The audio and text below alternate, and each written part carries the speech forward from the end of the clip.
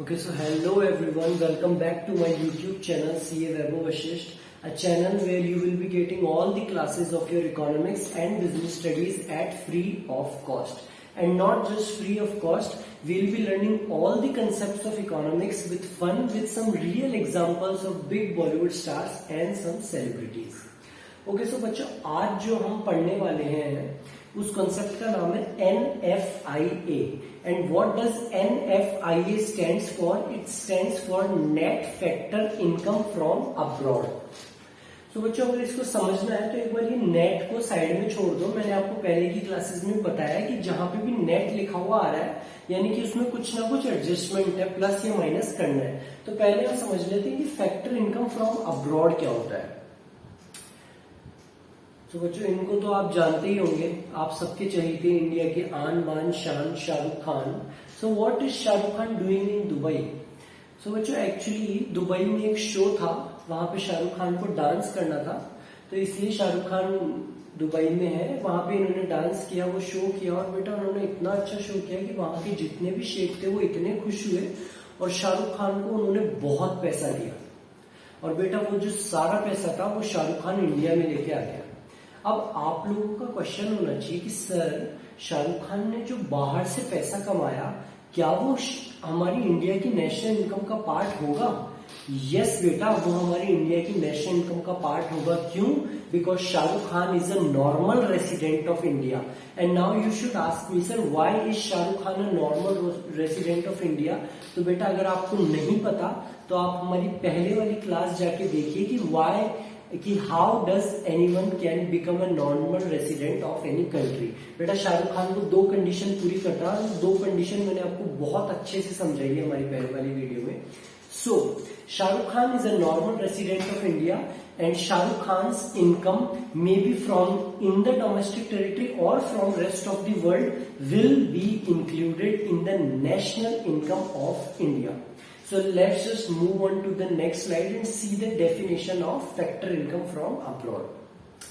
So factor income from abroad, it is the income earned by the normal residents of a country from the rest of the world in the form of wages, rent, interest, dividend and retained earnings. बेटा ये किसी भी form में हो सकती है, wages के रूप में भी, रेंट के रूप में भी हो सकता है। बेटा शाहरुख खान का दुबई में कोई प्लॉट हो, बहुत बड़ी जमीन हो, उसको उसने रेंट पे दे रखा हो तो उसको रेंट की इनकम भी हो सकती है। इंटरेस्ट, बाहर कैपिटल हो, dividend and retain earnings. This retain earnings is nothing but your profit. और आप सब लोग अकाउंट्स के स्टूडेंट हो तो आपको पता ही होगा कि रिटेन अर्निंग्स कैसे बनती है। It is made out of your profits only. Retain earnings is actually called undistributed profit. अगर आपको नहीं पता तो अपने अकाउंट्स वाले सर से जाके पूछना कि sir retain earnings undistributed profit क्यों होती है, वो आपको अच्छे से समझाएंगे। सो हमने फैक्टर इनकम फ्रॉम अब्रॉड क्या है वो तो देख लिया, बोले हाँ सर ये तो समझ आ गया। Now let's just move on to the next slide. So बेटा हु इज शी?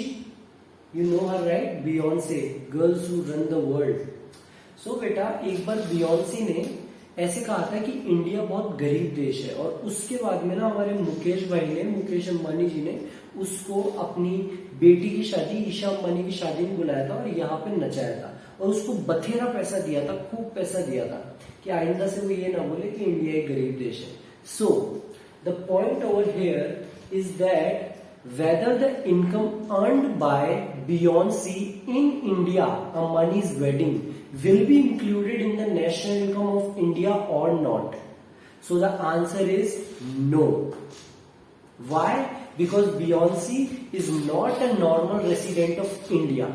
और बेटा नॉर्मल रेसिडेंट की इनकम तो हमारी नेशनल इनकम का पार्ट होती है और but Beyonce's income will be included in the domestic income of India because she have earn this income in the domestic territory. और इस कंसेप्ट के ऊपर अगर आपको ये चीज समझ में आई तो ठीक, नहीं आई तो और भी अच्छा, क्योंकि इस कंसेप्ट के ऊपर मैं 4 से 5 वीडियो बाद में एक पूरी कंप्लीट वीडियो बनाने वाला हूँ कि नेशनल इनकम और डोमेस्टिक इनकम में डिफरेंस क्या है और वो असल में होती क्या है। तो we'll be studying a complete video for that, so don't worry. But अभी हमको केवल ये समझना है कि बियॉन्सी जो इनकम अर्न कर रही है उसको हम क्या कहते हैं, यहाँ पे केवल ये समझना है अभी। So it is called as factor income to abroad. It is the factor income paid to the normal residents of other countries, that is non-residents, for their factor services within the economic territory. यानी कि बेटा बियॉन्सी की income, Chris Gayle यहाँ पे cricket खेलने आता है, जो ऐसे नॉन रेसिडेंट्स इंडिया की इकोनॉमिक टेरिटरी से जो इनकम कमाएंगे वो हमारी फैक्टर इनकम टू अब्रॉड होती है। हमने देख लिया बेटा फैक्टर इनकम फ्रॉम अब्रॉड क्या है और फैक्टर इनकम टू अब्रॉड क्या है। अब हम चलते हैं net factor income from abroad, NFIA पे।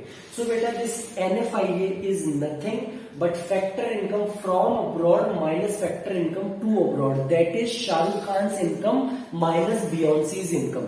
बेटा मैं शाहरुख खान, बियॉन्सी इनका एग्जांपल ऐसे ही नहीं लेता मजाक मजाक में, मैं ये एग्जांपल इसलिए लेता हूं ताकि आपको चीजें याद करने में आसानी हो। अब आपको एनएफआईए को कभी भी रटने की जरूरत नहीं होगी, आपको याद रहेगा कि यार शाहरुख खान की इनकम थी, उसमें से बियॉन्सी की इनकम माइनस की थी, और शाहरुख खान की इनकम थी दुबई की इनकम फ्रॉम अब्रॉड, बियॉन्सी की थी टू अब्रॉड। तो आपको इजीली याद रहे, इसलिए मैं ऐसे एग्जाम्पल्स यूज करता हूँ। सो हमने एक फॉर्मूला देख लिया एनएफआईए का जो बहुत ही इजी था, Shahrukh Khan income minus Beyonce's income. Will also see one another formula of NFIA and that is net compensation to employees plus net income from property and entrepreneurship plus net retain earnings.